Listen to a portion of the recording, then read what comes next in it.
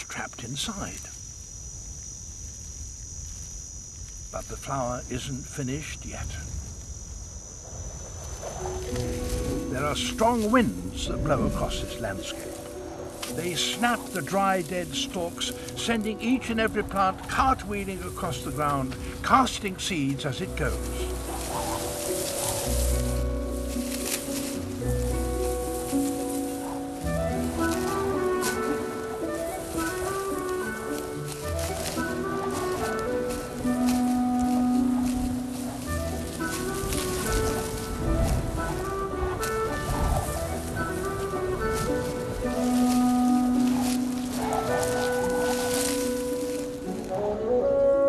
With the heat threatening to dry them out, the seed's germination has to be immediate.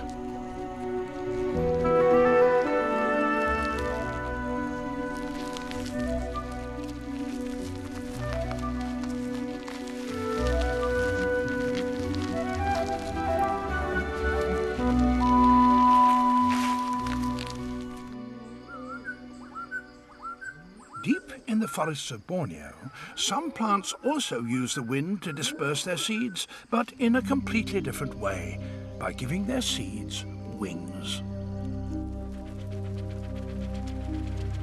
Some are helicopters that twist and turn their way down to the ground.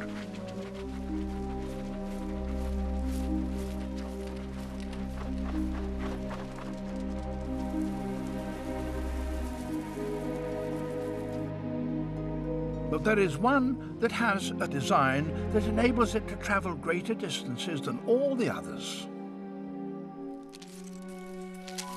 This is Alsomitra. Its football-sized pod is packed full of hundreds of extraordinary seeds. Each is an almost aerodynamically perfect glider that can be supported by even the slightest breeze.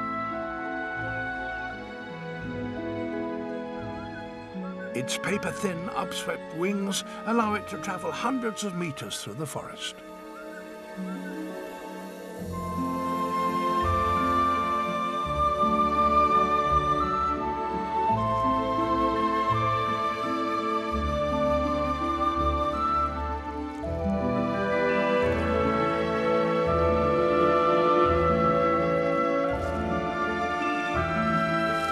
Once the seed hits the ground, the wings rot away and the seed starts to germinate.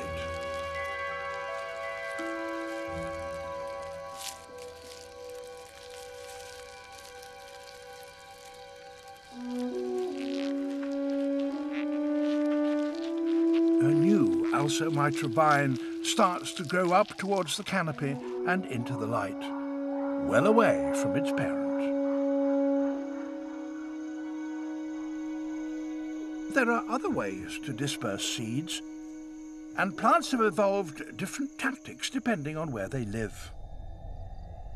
In the desert of Arizona lives a master, the saguaro cactus. In the cool of the night, the cacti open their radiant flowers.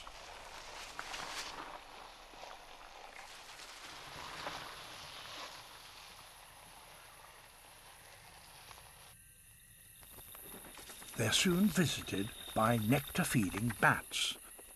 And as the bats move from cactus to cactus, they pollinate them.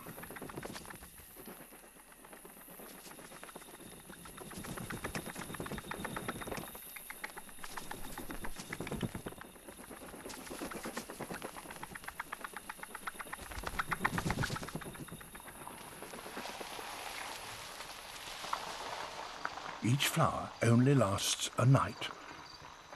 But over 3 weeks, each cactus will produce more than 200 flowers.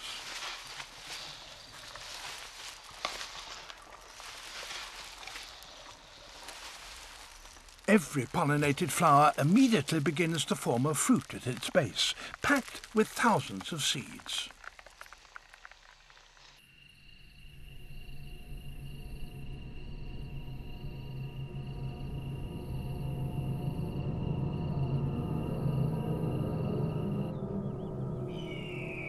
The mature saguaro cacti are superbly adapted to survive out in the intense heat of the Sonoran Desert. But their seeds are delicate and must find shade, or they will scorch to death before they germinate. The seeds are covered with succulent sweet flesh, a meal that all sorts of desert creatures find irresistible.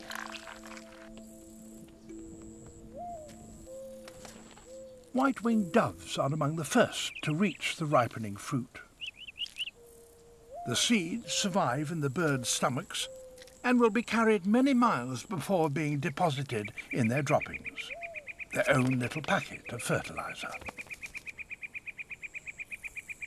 But the cactus doesn't just rely on birds. Fallen fruit provides a bonanza for creatures on the ground. Foraging ants quickly gather seeds and flesh. That's if a tortoise doesn't get there first. The greater range of animals the cactus can get to eat its fruit, the more likely the seeds within will be carried to the perfect place to germinate. The ants carry the seeds underground into their nests, often excavated among the roots of trees. The tortoise, too, will head for shade. It spends much of its day cooling off under trees, where it's sure to leave undigested seeds in its dung.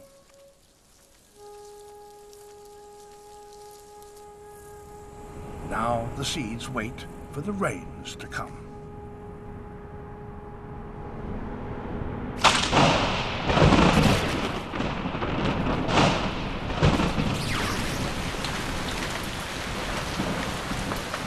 Of the 14 million or so seeds a cactus produces in its lifetime, the chances are that only one will develop into a plant that outlives its parent. If it was lucky enough to find shade, a seed will still take 10 years to become a 5-centimetre tall cactus. To reach the size of its parents, possibly 10 meters, will take at least 100 years.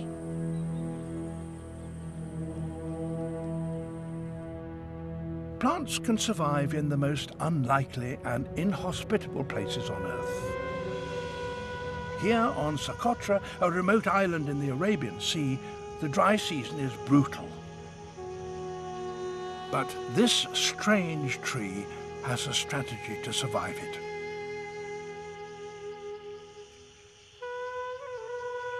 The dragon's blood tree.